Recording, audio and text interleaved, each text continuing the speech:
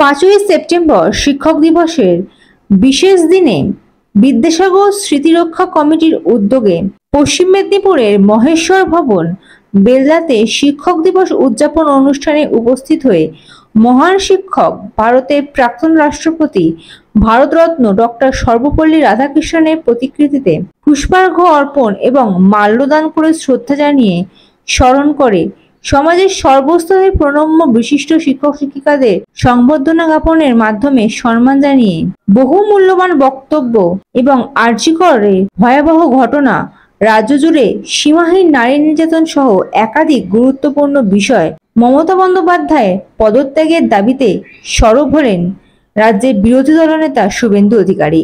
প্রতি বছর আমরা বিদ্যাসাগর হলে মিলিত হই। ওখানে আয়োজনও বড় এবং ব্যবস্থাপনাও সুন্দর হয়। এখানে আমন্ত্রিত সংখ্যা অনেক বেশি এবং হলের আয়তনটা খুব ছোট। স্বাভাবিকভাবে আমাদের এই ত্রুটি স্বীকার করে নিয়ে আয়োজকদের সহযোগিতা সকলকে করতে হবে, এটা আমি বিনম্র প্রার্থনা জানাই। আমি প্রথমেই শ্রদ্ধার সঙ্গে স্মরণ করব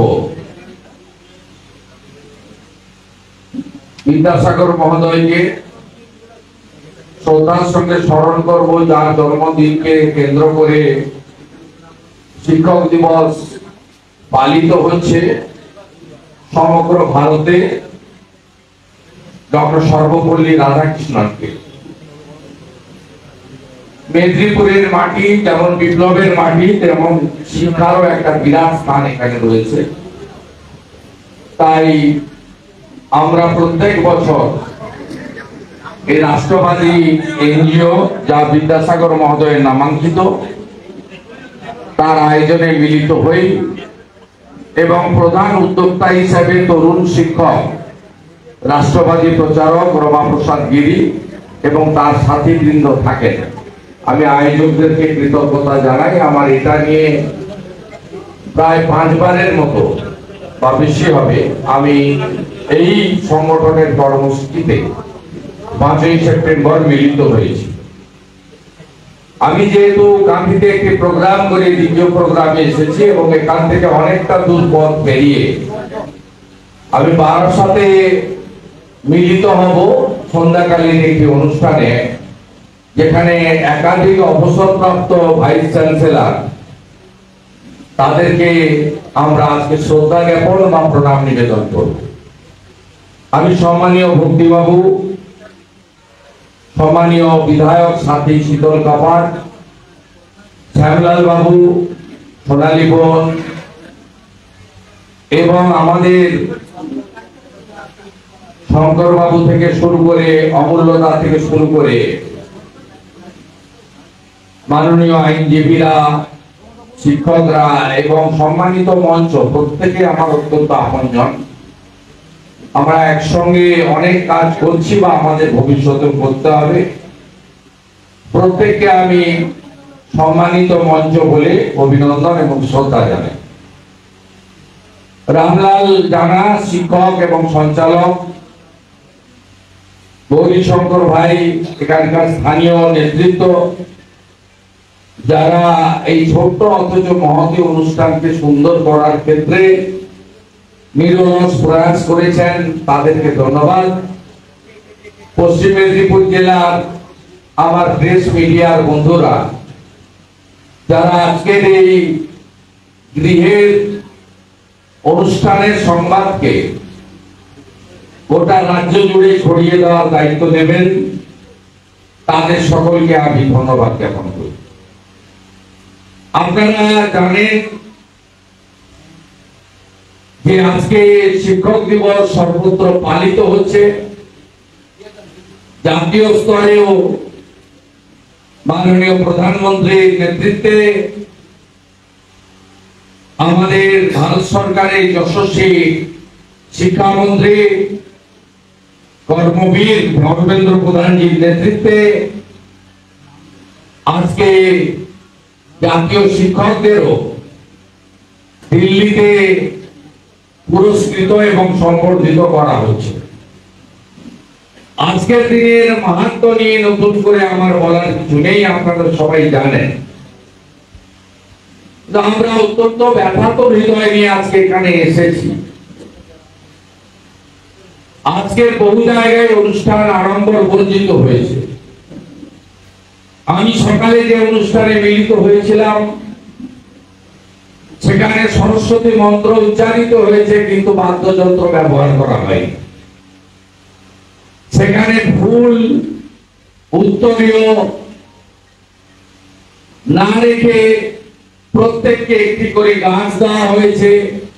অভয়ার নামে একটি গাছ লাগান, এই মন্ত্রকে বা এই অঙ্গীকারকে সামনে রেখে সকলেই আমরা অত্যন্ত ব্যথাত হৃদয়ের মধ্যে আছি। তার কারণ যে ভয়াবহতা 9ই আগস্ট ঘটেছে, এই ভয়াবহতা পর্যবেক্ষণ এবং স্মরণ করলে একদিকে বাংলা বাঙালি হিসেবে মাথা যেমন লজ্জিত হচ্ছে, অপরদিকে যার হুঁশ আছে তাকে মানুষ বলা হয়। কোন মানুষ যে এই কাজ করতে পারে, আমি তো তাদের পশুর সঙ্গেও তুলনা করতে রাজি নই, তাতে পশুদের অপমান করা হবে। এবং তার পরবর্তী সময়ে রাজ্যের সরকারের নেত্রী, মুখ্যমন্ত্রীর নেতৃত্বে তার পুলিশ, তার ডাক্তাররা যেভাবে এটাকে ধামা চাপা দিয়ে প্রমাণ লোপাট করার কাজে অতি তৎপর ছিলেন, যা ক্রমেই প্রকাশ্যে আসছে, আমরা ভাবলেও শিউরে উঠি। সমস্ত নারী নির্যাতনের আমরা বিরোধী, নারী সশক্তিকরণের পক্ষে আমরা। নরেন্দ্র মোদীজির যে 5টা মূল স্কিম মায়েদের জন্য, ভর্তুকি মূল্যে উজালার গ্যাস, 14 কোটি শৌচালয়, 4 কোটি পাকা বাড়ি, 82 কোটি লোককে প্রধানমন্ত্রী অন্ন সুরক্ষার চাল বা গম, প্রতি ঘরে নলে জল। আপনি বিশ্লেষণ করে দেখবেন এই 5টা স্কিম কিন্তু মহিলাদের জন্য প্রধানমন্ত্রী করেছেন। লজ্জা নিবারণের জন্য শৌচালয়ের নির্মাণ বাড়িতে কাদের বেশি প্রয়োজন হয়, রান্নার আনাজ সংগ্রহ করা, চাল ডাল সংগ্রহ করা কাকে করতে হয়, লকড়ি দিয়ে, কয়লা দিয়ে, ঘুঁটে দিয়ে রান্নার বদলে গ্যাসের রান্না কাকে করতে হয়। প্রধানমন্ত্রী আবাস যোজনার বাড়িগুলো কোন পুরুষের নামে এগ্রিমেন্ট হয় না, মহিলার নামে এগ্রিমেন্ট করতে হয়। এই প্রধানমন্ত্রী 1996 সাল থেকে কত আলোচনা, প্রতিশ্রুতি, কতবার এসেছে বিল, আটকে দিয়েছে এরা। লোকসভা এবং বিধানসভায় নারীদের সংরক্ষণ 1/3 আমাদের দেশের প্রধানমন্ত্রী করে দিয়েছেন, যেটা 26-এর পরে সব নির্বাচনে কার্যকর হবে। আগামী লোকসভাতে প্রায় 200 জনের কাছাকাছি মহিলা এমপি জিতবেন।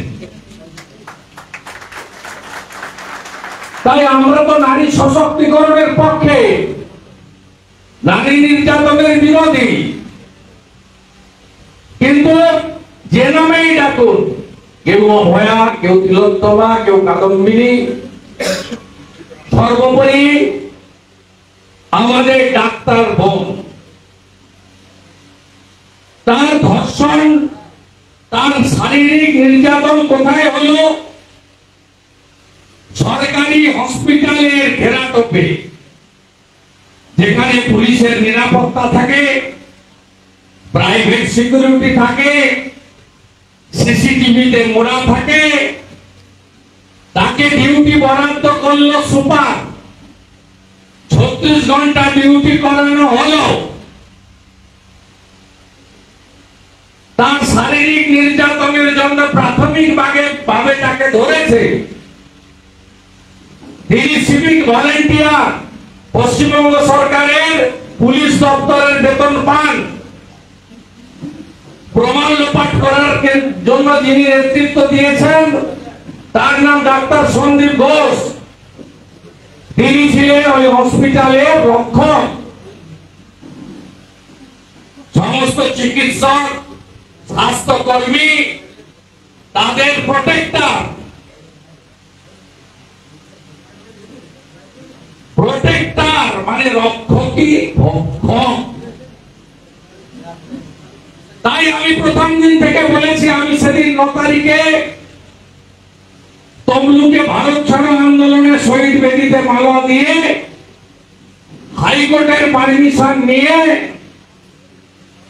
ঝাড়গ্রাম বেলপাহাড়ি হয়ে মুকুটমণিপুরের কাছে ঝিলিমিলিতে গিয়ে সিমলাপালে আমি বিশ্ব আদিবাসী দিবস অংশগ্রহণ করেছিলাম। Bureau report ND Bangla news. সবার আগে সব খবর, সঠিক খবর পেতে ফেসবুক পেজটি ফলো করে এবং ইউটিউব চ্যানেলটি সাবস্ক্রাইব করে রাখুন আর শেয়ার করতে ভুলবেন না।